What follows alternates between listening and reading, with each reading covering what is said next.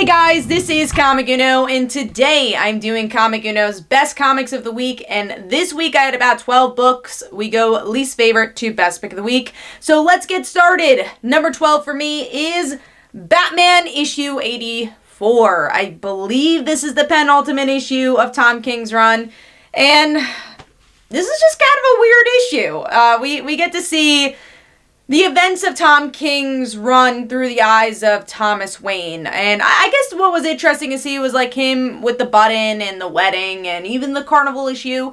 And what got weird though was the different placements. So we kind of go to his world a bit and we get to see, I guess, his version of Selina Kyle. And he keeps saying like, oh yeah, you know, too bad for Selina, too bad for Martha. And like keeps mentioning their names throughout the issue, and you're like, why does he care about Selina? And then I guess she's like the Robin of his universe. I don't know. It was just kind of a weird relationship, especially because you're trying to compare it to Bruce, who has a romantic relationship with Selina and are a bit more closer to age. So I don't know. It was just like a weird story to me to try to make this connection with Selina, and I don't know. I didn't really like the issue very much. So I gave this 1.5 stars. Artwork, as always, is really good, though. I did enjoy the art, just think this Thomas Wayne story came a little bit too late. I think this could have been told when he was introduced, and this maybe would have had a bit more of an impact.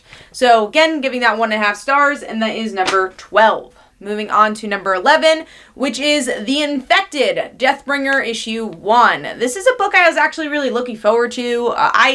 I like Donna. I always want to really like Donna as well. I feel like it's very hard to find a good Donna Troy story, and I thought maybe this could be a good Donna Troy story, but I think it gets sucked into all the problems that Donna Troy has ever had, is that there's too many iterations of her. There's just too much convolutedness in her story, and a lot of times writers try to face that head on, and maybe that's just not the direction to go, and that's what this issue does. It tries to face all her history head on, and it just becomes very bogged down.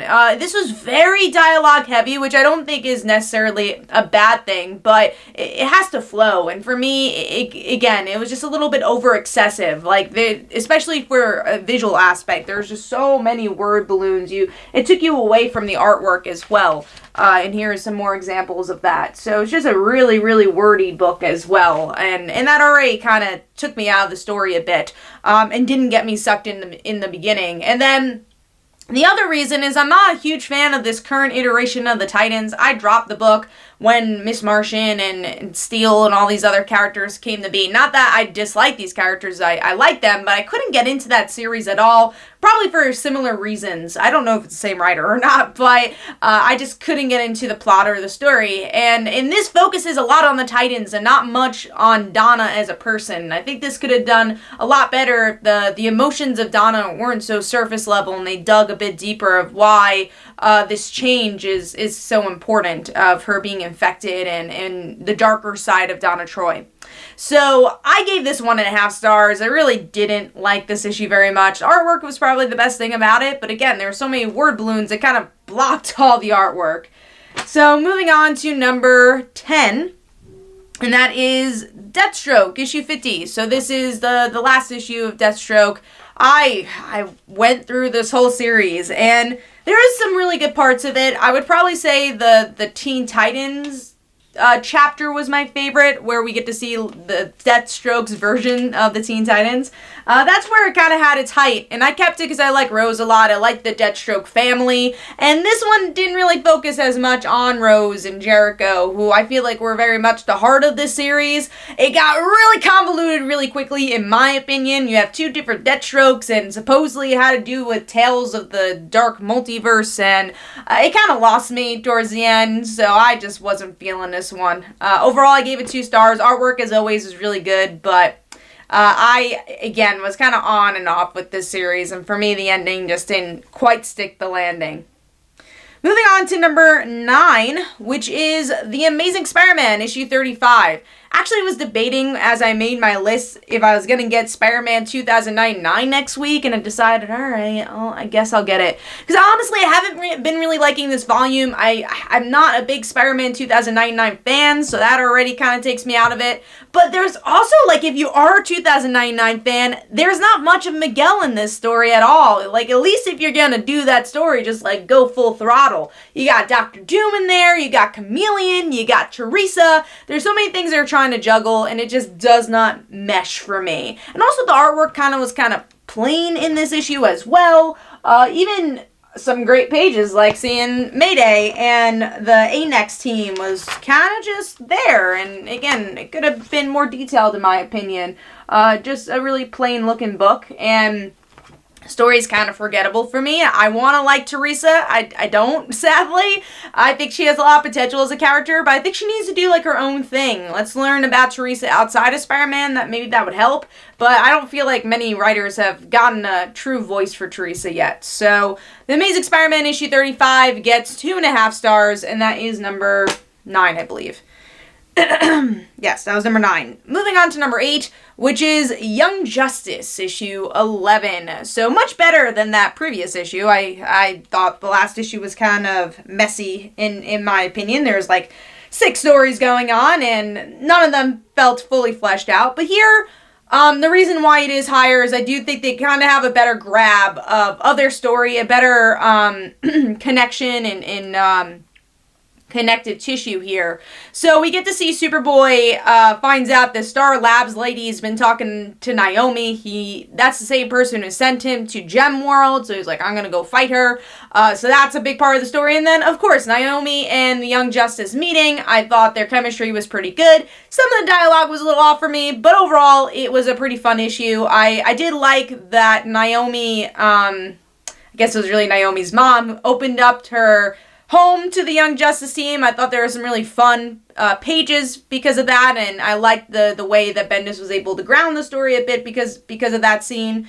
And yeah, that Naomi's like completely new to this, and she's finally found people like her, and I enjoyed that aspect of it. The artwork is okay for me. It's hard to relate it because Naomi's artwork is out of this world in my opinion, and then this, sometimes there's some pages that needed more detail. There's like no faces on some of the pages, especially that scientist character I felt like had some weird penciling over here, like some of the shapes and the proportions of her character were a bit weird, but overall it was an okay issue. I thought it was an improvement from last one, and I think the themes are a little bit better and connected here. So Young Justice issue 11 gets 3 stars, and that is number 8. Moving on to number 7. This is a little lower than usual, but, you know, it's a third issue. It's just kind of more a point A to point B, and that is Dead Eyes issue 3. Still love this book. The artwork is so good. I love how gritty this book is. Kind of reminds me of the images. I think it was from Image, The Violent, and also Killer Be Killed. Kind of has a very similar vigilante vibe to it. And yeah, this issue we get to see a really cool fight between Dead Eyes and these 2 mobsters who are trying to hurt his friend. He saves his friend, and that's pretty much the issue, and you get some intel. So it's not as informative as the other ones. You don't get to see as many character beats as the last 2 issues, but still a good issue, still a good action issue, and a necessary issue to kind of get information that Dead Eyes needed to continue the story. So overall, I'm going to give that 3.5 stars. If you're not reading Dead Eyes, though, you really should. It's a good book.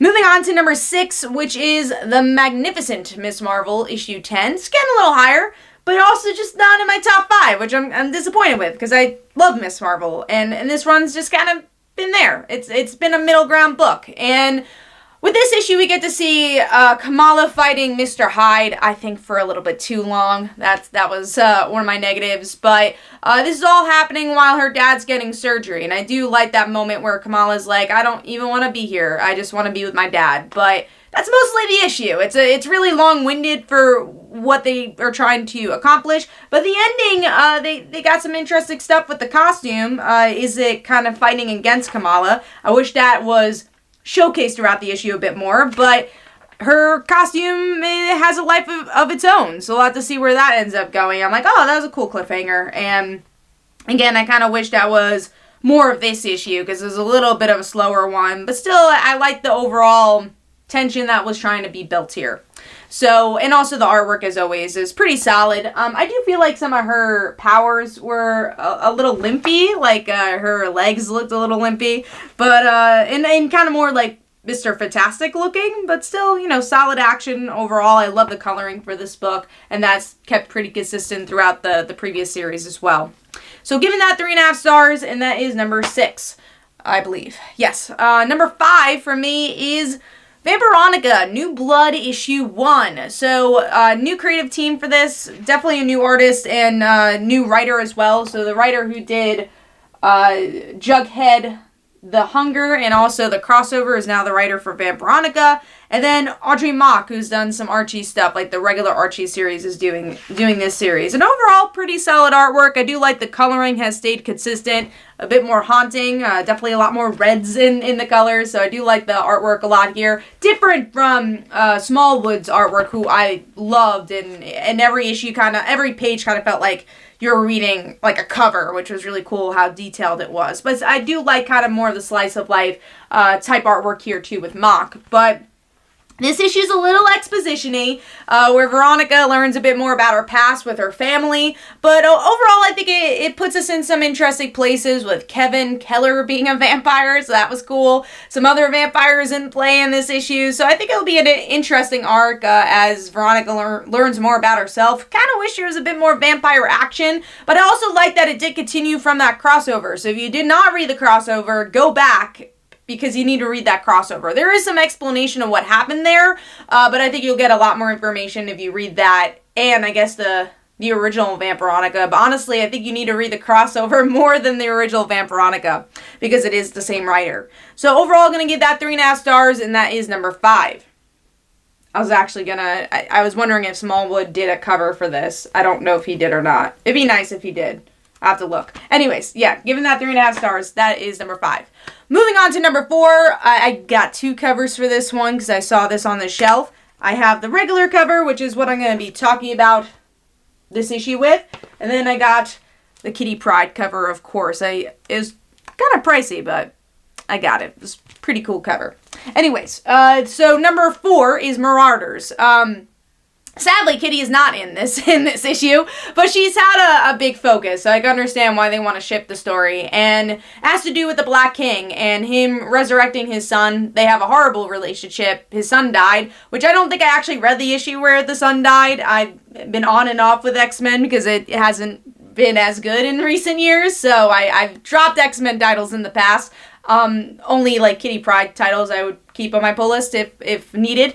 Like X-Men Gold was on my pull list for the whole time. But anyways, so this issue, we get to see that the son comes back, and then Black King, it seems like he wants his son to be the Red King, or I guess they're calling them the Red Bishop. And I guess this is after the news he finds out that Kitty has taken this place, but he's still like, no, son, I will have you be Red King after all. And he, I think, tricks his son, because his son's like, I don't really remember how I died, and he's like, well, it was Emma and Kitty. And also the way he died, like his hands are phased into his head, so it would be understandable if he thought that Kitty killed him. Or is this more of a foreshadowing that he thinks that he's gonna die again? I don't know. Hopefully we get more information with that. But it was an interesting cliffhanger where we're already seeing internal conflict within the Hellfire Club. So overall, I enjoyed it. It's a bit of an exposition issue, and I think you have to be a hardcore Hellfire Club fan to really enjoy this, but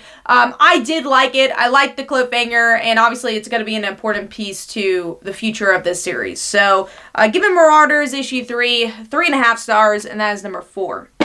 Moving on to number 3, which is another X-Men title. I believe the only one that came out this week, unless like Excalibur came out. I'm not picking that one up. But yeah, X-Men issue 3, and that is number 3. And I really like this title. I love that this is kind of like the spunkier character-driven book, which I didn't expect. I thought maybe some of the other titles would be. But this is very character-driven, where we get to see these old ladies try to take over Krakoa's plants. And I love Pixie, where she's just like, We grow plants here. We grow flowers. That's what we do. And then they call them all the flower girls. So I thought that was cool. So anyways, because they sucked at fighting. But yeah, I enjoyed that they're old ladies. It's like, and they're also like 200 years old somehow, and we get some exposition of how that's true. But I just like a lot of the sarcasm that's come out of this book. I love the little moment between Jean and Emma, where Emma gives a little sly remark saying, I think Jean says, "Hey, I like your shoes," and then Emma's like, "Well, I would give them to you, but you wouldn't be able to fit in them." And then Jean goes back and says, "Well, you're really good at borrowing things," because obviously Cyclops is like, "Hey, let's have some dinner." So I really enjoyed their interaction. It was like 2 pages, but I enjoyed that. And then, oh my god, the moment where those old ladies were saying some nasty things about Emma. I loved the artwork where Emma's like, "What did you say to me?" So I love that moment. So those like little small stuff that happened in the issue is what I really liked in the character moments overall. And there's some good action with Cyclops trying to beat up these old ladies. So it was a pretty cool issue, but also does a really good job at developing more about Krakoa, more about these plants and why the X-Men want to grow these plants. So the X-Men's got some trouble up their alley here. So also really good artwork overall, some good action, and yeah, I'm really enjoying this book a lot. I'm enjoying Hickman's run. So giving that 4 stars, and that is number 3. Moving on to number 2, which is Buffy the Vampire Slayer, issue 10. By accident, I got issue 9 in my store instead of 10. I'm like, wait, I've read this before. And it took me like 2 pages, like, oh yeah, I read this issue. Unless, like, the scene is continuing somehow. Anyways, I read issue 10, read that one digitally, and really enjoyed this issue. I still don't really like the artwork, which is why I didn't make pick of the week. It's still a little buggy to me, but I did like this issue a lot, where we learn a little bit more about Robin, and he just wants to talk to Giles. He's like, "I'm a 16-year-old watcher, and I don't know what the hell I'm doing." And even we got Kendra introduced in this issue saying, "Yeah, you don't know what you're doing, but I still need a watcher." So I enjoyed that. I like that we now have Kendra in a new way, and I hope we get more development from her than we did in the show. Obviously, a fan favorite was a bit more of Faith, the second Slayer after Kendra. I guess the third Slayer. So I would like to see more development from Kendra. I think she has the potential to be a really cool character. And then we get to see Cordelia kidnapped by this weird dude, and we get to see Rose. I'm sorry, there's 2 R names. There's Robin and Rose. Willow's girlfriend, ex-girlfriend, who saves Cordelia. So we have this really odd grouping of Robin, Rose, Kendra, and Cordelia becoming a team, it looks like. So I like that. I thought that was really cool, and I thought Cordelia's dialogue was really good. I enjoyed her little sly remarks, and it very much reminded me of the TV show. So overall, I thought this was a really solid issue, probably one of the better issues of the Hellmouth crossover. So given that 4 stars, again, could have been my pick of the week if the artwork is a little bit better. But moving on to my actual pick of the week, which was a really fun issue, and that is Power Rangers TMNT issue 1. So a little disclaimer, I actually don't like the Teenage Mutant Ninja Turtles that much, so this is a hard sell for me, but of course I want to check this one out. Love Ryan's writing, and obviously love the Power Rangers, so I was like, alright, let me give this one a try, and I wasn't disappointed. If you've never read anything from Teenage Mutant Ninja Turtles, or if you've never seen the show, I think you could get the gist. You just kind of need to know the basics, that they're turtles, they're teenagers, they're mutants, and who their villains are. And I don't feel like you need to watch the show to understand that. And then, of course, with Power Rangers, I say vice versa, too. I don't think it delves too much into the comics, but if you've read the comics, you're going to get a little bit more from it. There's like a little jab with the Shattered Grid where Tommy's missing. Kimberly's like, well, is he fighting like an evil version of himself? So obviously, if you've read Shattered Grid, you're going to get a little bit more from that. But overall, I think it's very new reader friendly. And the story is that Tommy goes to New York City, which I was surprised is all in the same universe. I didn't know that was going to happen. I thought they would have to, like, universe jump or something, because that's usually what happens with the crossovers. But the Teenage Mutant Ninja Turtles know who the Power Rangers are, which was really cool, and the Power Rangers have no idea who these turtles are, and they're like, are you guys, like, Rita's Monsters or something?